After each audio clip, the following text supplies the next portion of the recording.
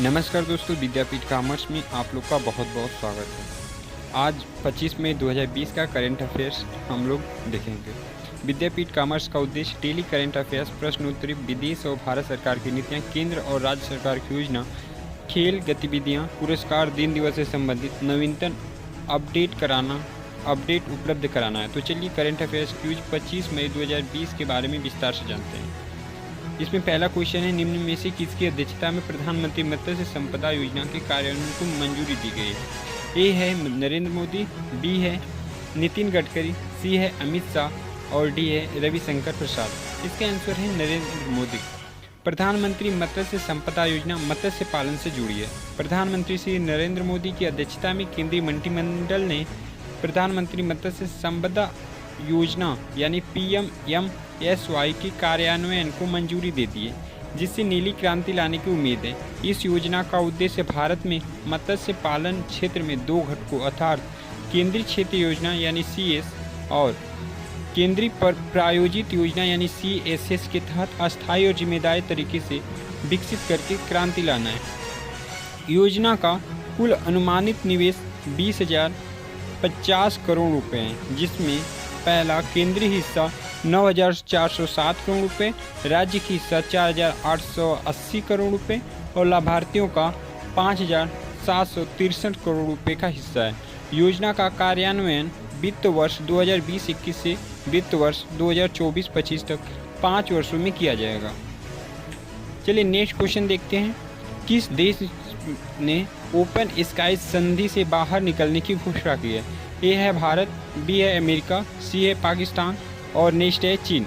इसका आंसर है America. Open skies की संधि पर 2002 में हस्ताक्षर किए गए थे और राष्ट्रपति डोनाल्ड ट्रंप ने ओपन स्काई संधि से बाहर निकलने की घोषणा की है। थर्ड क्वेश्चन देखते हैं। अच्छे ऊर्जा की संयुक्त उद्यम के लिए किस कंपनी ने ONGC के साथ समझौते पर हस्ताक्षर किए हैं? पहला है IOCL, बी है NTPC, सी है BPCL, डी है HPCL। इसका आंसर है NTPC। विद्युत मंत्रालय और तेल एवं प्राकृतिक गैस निगम लिमिटेड यानी कि ONGC के तहत सार्वजनिक क्षेत्र के उपक्रम PSU national thermal power corporation यानी कि NTPC लिमिटेड द्वारा पेट्रोलियम और प्राकृतिक गैस मंत्रालय अच्छे ऊर्जा व्यवसाय के लिए एक संयुक्त उद्यम कंपनी की स्थापना करने के लिए एक समझौता ज्ञापन MOU पर हस्ताक्षर किए हैं। कंपनियों द्वारा हस्ताक्षरित समझौता दोनों कंपनियों को त्वरित गति से नवीनीकरण ऊर्जा क्षेत्र में अपने पद चिन्ह को बढ़ाने की अनुमति देगा।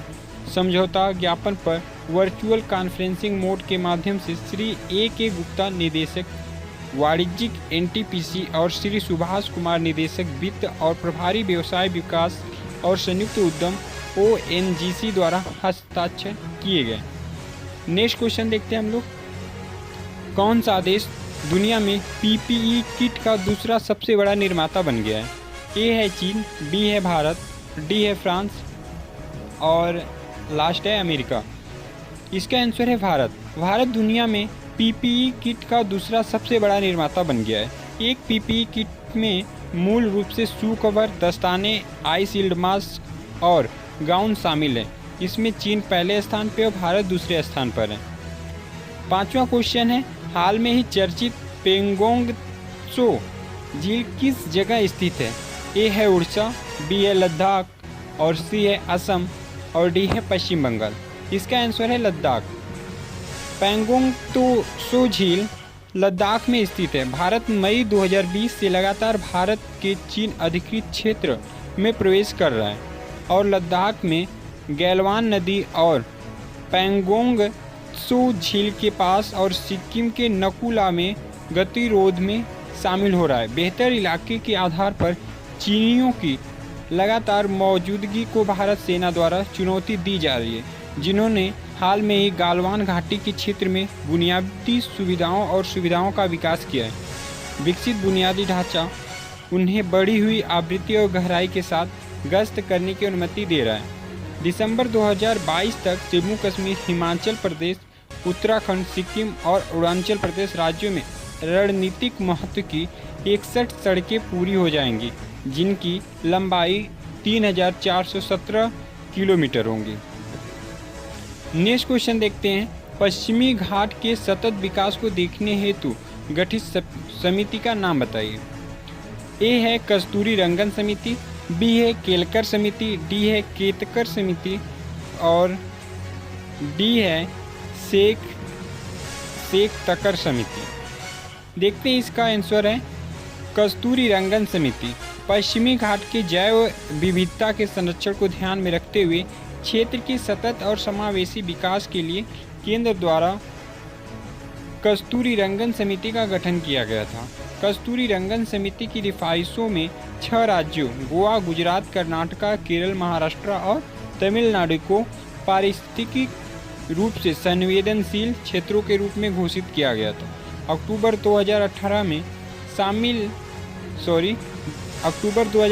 में जारी किए गए मसौदा अधिसूचना के तहत उन क्षेत्रों का उल्लेख किया गया था जिन्होंने ESA को अधिसूचित किया था, लेकिन राज्यों ने अधिसूचना में निर्दिष्ट क्षेत्र की गतिविधियों और सीमा के बारे में अलग अलग विचार व्यक्त किए। नेक्स्ट क्वेश्चन देखते हैं, राष्ट्रमंडल दिवस किस तिथि को मनाया जाता है? 20 मई, 22 मई, 24 मई या 26 मई? इसका आंसर है 24 मई। राष्ट्रमंडल दिवस 24 मई को मनाया जाता है। यह दिवस उन देशों के बीच मनाया जाता है जो राष्ट्रमंडल देशों की सूची में शामिल होने के लिए निर्धारित सभी शर्तों को मानकर समझौते पर हस्ताक्षर करते हैं। पहले इस दिवस को एम्पायर डे के रूप में मनाया जाता था। बाद में हेराल्ड मैकमिलन ने इसका नाम बदलकर राष्ट्रमंडल दिवस कर दिया है।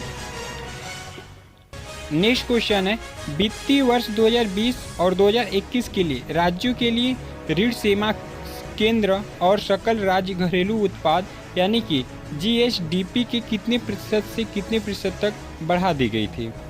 इसका आंसर है 2% से 4%, बी है 3% से 5%, सी है 1% से 4% और डी है 12% से 14%। इसका आंसर है 3% से 5%। वित्तीय वर्ष 2020 से 2021 के लिए राज्यों के लिए ऋण सीमा 17 मई 2020 को केंद्र द्वारा सकल राज्य घरेलू उत्पाद यानी कि GSDP के 3% से 5% तक बढ़ा दी गई थी। चालू वित्त वर्ष के लिए GSDP का 5% 4.28 ट्रिलियन रुपए हैं। राजकोषीय उत्तरदायित्व और बजट प्रबंधन यानी कि FRBM अधिनियम के तहत उधार पर कैपिंग वर्तमान में 3% रखी गई है और राज्य चाहते हैं कि कैप को हाइक किया जाए बिना किसी शर्त के 50 आधार अंकों की वृद्धि के साथ यह 200 आधार अंकों का रहा है और सुधारों के आधार पर कुल रखे गए 150 आधार बिंदुओं में सुधार हुआ है। निम्नलिखित सुधार 150 आधार बिंदु में से 100 आधार बिंदु का कुल भार वहन करेंगे और प्रत्येक सुधार को 25 आधार अंकों के भार के साथ ध्यान में रखते हुए किया जाएगा। एक राष्ट्र को एक कार्ड को सार्वभौमिक बनाते हुए व्यवसाय करने में आसानी की सुविधा, और थर्ड है बिजली वितरण, और फोर्थ है शहरी स्थानीय निकायों के लिए राजस्व बनाना। नेक्स्ट क्वेश्चन है, वरिष्ठ नागरिक के लिए प्रधानमंत्री वय वंदना योजना को कब तक के लिए बढ़ा दिया गया है? 2021, 2022 है और नेक्स्ट है 2023 और नेक्स्ट है 2024। इसका आंसर है 2023। वरिष्ठ नागरिक के लिए प्रधानमंत्री वय वंदना योजना को वर्ष 2023 तक बढ़ा दिया गया है। प्रधानमंत्री वय वंदना योजना में न्यूनतम 60 साल के वरिष्ठ नागरिक और ग्राहक अधिकतम 15 लाख रुपए तक निवेश कर सकते हैं। 10वां क्वेश्चन है, सूक्ष्म खाद्य प्रसंस्करण उद्यम यानी कि FME के औपचारीकरण की योजना किस मंत्रालय द्वारा लॉन्च की गई है? ए है स्वास्थ्य मंत्रालय, बी है जनजातीय मामलों का मंत्रालय, सी है पर्यावरण मंत्रालय और डी है खाद्य प्रसंस्करण उद्योग मंत्रालय। इसका आंसर है खाद्य प्रसंस्करण उद्योग मंत्रालय। खाद्य प्रसंस्करण उद्योग मंत्रालय ने सूक्ष्म खाद्य प्रसंस्करण उद्यम के औपचारीकरण की योजना शुरू की है। प्रधानमंत्री श्री नरेंद्र मोदी की अध्यक्षता में केंद्रीय मंत्रिमंडल ने 10,000 करोड़ रुपए की बजट के साथ राष्ट्रों में असंगठित क्षेत्र के लिए सूक्ष्म खाद्य प्रसंस्करण उद्यमों के औपचारीकरण की योजना को मंजूरी दे दी है। यह योजना केंद्र प्रायोजित होगी और केंद्र सरकार और राज्यों के बीच 60:40 के अनुपात में खर्च का साझा करेंगी। योजना का उद्देश्य सूक्ष्म खाद्य प्रसंस्करण इकाइयों और लक्षित उद्यमों के राजस्व द्वारा वित्त तक पहुंच बढ़ाना। यह योजना खाद्य गुणवत्ता और सुरक्षा मानकों के अनुरूप सुधार लाने और समर्थन प्रणाली का क्षमता को मजबूत बनाने का प्रयास करती है। यह जनजातीय जिलों में लघु वन उपज पर भी ध्यान केंद्रित करेगा और असंगठित क्षेत्र को औपचारिक क्षेत्र में परिवर्तन में मदद करेगा। ये आपका लास्ट क्वेश्चन था। यदि आपका करंट अफेयर्स